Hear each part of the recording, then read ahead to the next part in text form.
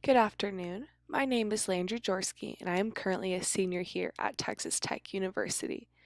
The person I've chosen for my video riffing essay is photographer Annie Leibovitz. Annie Leibovitz was born on October 2nd, 1949 in Waterbury, Connecticut. Annie was the daughter of Marilyn Edith and Samuel Leibovitz, being the third-born child of 6. Her mother, Marilyn, was a modern dance instructor who instilled in Leibovitz a passion for art, including dance, music, and painting. Her father was a lieutenant colonel in the United States Air Force, causing her family to move frequently depending on her father's duties. Annie took some of her very first pictures in the Philippines during the Vietnam War, when her family was stationed there. As a child, Annie spent most of her time taking photographs around the military bases and found her passion in art. Leibovitz is the mother of 3 children. Her first, Sarah, was born on October 2001 when Leibovitz was 52 years old. She then went on to have twin girls, Susan and Samuel, born to a surrogate mother in May 2005. Leibovitz and her children currently reside in Rhinebeck, New York, with their dog, Lola.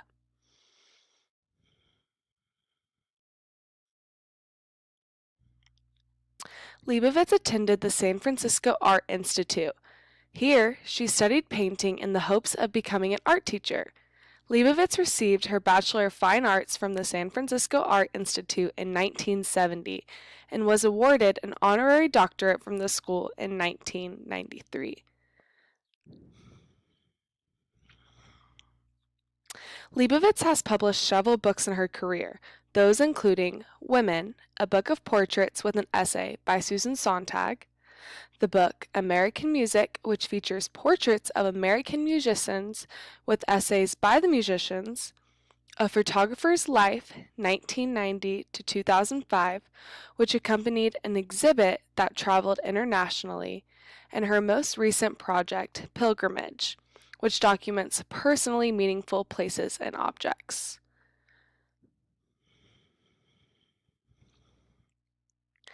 Annie Leibovitz is one of the most celebrated photographers of our time.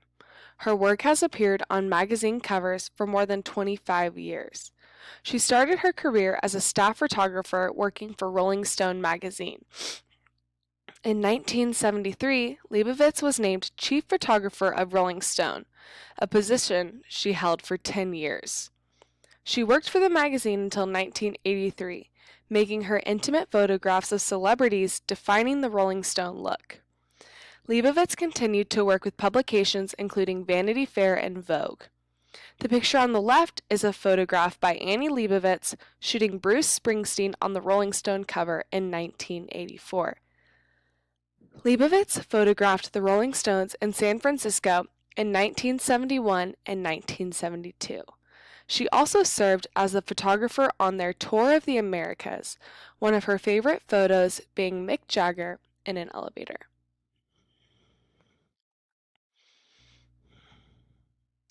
On December 8, 1980, Leibovitz had a photo shoot with John Lennon for Rolling Stone magazine. As Rolling Stone wanted, she initially tried to get a picture of Lennon alone, but he insisted on both he and Yoko Ono to be on the cover. Lennon undressed himself and curled up next to Yoko, creating a photo that was very strong. Leibovitz was one of the last people to ever come into contact with John Lennon, as he was shot and killed this exact day, 5 hours after the photo shoot. This image is nothing less of powerful. Leibovitz was able to capture their relationship perfectly.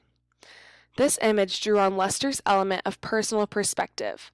Everyone first looks at this photo and has an initial response, good or bad. But as you further analyze this photograph, it reveals so much more about the person. Leibovitz called this photo the photograph of her life, and one she would be remembered for. In the 1980s, Leibovitz's new style of lighting and use of bold colors and poses got her a position with Vanity Fair magazine. One of her most publicized photos to appear on a Vanity Fair cover was those of Demi Moore. She was featured pregnant and in the nude. Leibovitz went on to be the photographer behind the most iconic celebrity photo shoots. These include Caitlyn Jenner's Vanity Fair cover, Call Me Caitlyn.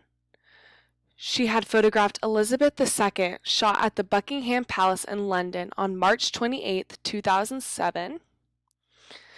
Whoopi Goldberg in 1984, lying in a bathtub full of milk shot from above. The image of Whoopi had a very technical perspective. She decided to capture this image at an upward angle, looking down on Whoopi. You can see how Leibovitz produced this image, and see that this photograph took a simpler and less complex approach, not needing a nice studio or expensive lighting.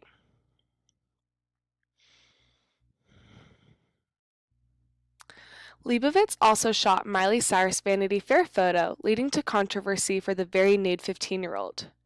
This draws on Lester's element of cultural perspective. This image was used to define society, and through the styles of the photograph and the attitude, it was closely related to a semiotic approach. The viewer was able to interpret this image in any way, leading some people to think of female empowerment and Miley's beauty, and others to be caught up on Miley's young age. Annie was proud of this shot and defined her work as wholesome. Leibovitz also photographed Michael Jackson twice for the cover of Vanity Fair, Bill Gates for the cover of his book, The Road Ahead, Barack Obama and his family in the White House, Lance Armstrong in Vanity Fair's 1999 December issue, Lady Gaga for Vogue and Vanity Fair, Rihanna for Vogue in 2011 and 2012, Kim Kardashian and husband Kanye with their daughter North for Vogue in 2014, Adele for Vogue in 2016, and pregnant Serena Williams for the cover of Vanity Fair August of 2017.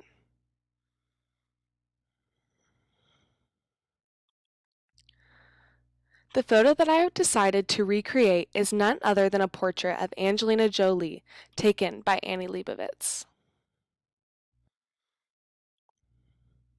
I riffed this image by taking a very technical perspective, capturing the photo just like Leibovitz did, shooting the photo off-center to the right, creating unbalance. This photo is also very simple, being a portrait with nothing going on in the background, just the subject with a straight face. This photo also resembles a very personal perspective, being very up close to the subject. The best thing about photography is that such a high-quality, beautiful photo can be taken with such ease and the right lighting. I took after one of Leibovitz's tips and set up a comfortable space for my roommate to be photographed in. This photograph ripped from Leibovitz is a simple black and white photo that also plays on a historical perspective. The old grainy look on Angelina's face with the black and white effect ages the look, which I attempted to capture in my photo through Photoshop by adding some texture to the face. I took this photo on my iPhone using the portrait mode feature in the flash, capturing the same look of the white highlighted face. I pinned up a black curtain and had my roommate sit with her elbow on the table, trying to recreate Angelina's same natural pose. Highlighting the subject, Angelina Jolie, is exactly what I did on my roommate to draw the eye of the person being photographed, while using a similar black and white filter as Leibovitz's photo to create depth. Editing this image of my roommate to resemble Leibovitz's photo was not as easy as I thought, but I think I riffed a technical and simplicity of her image to my own. In conclusion, we have learned about Annie Leibovitz, her life, and the photographs, interesting poses, and engaging portraits that establish her to be one of the most well-known photographers of our time. The intimacy captured through her photos are what is so appealing about her work, allowing many celebrities to feel comfortable being shot by Leibovitz. Leibovitz makes a point to get to know the subject, making her photography so natural. She has gone on to publish several books, shoot the cover of several magazines, and further gone on to be the mom of her 3 children.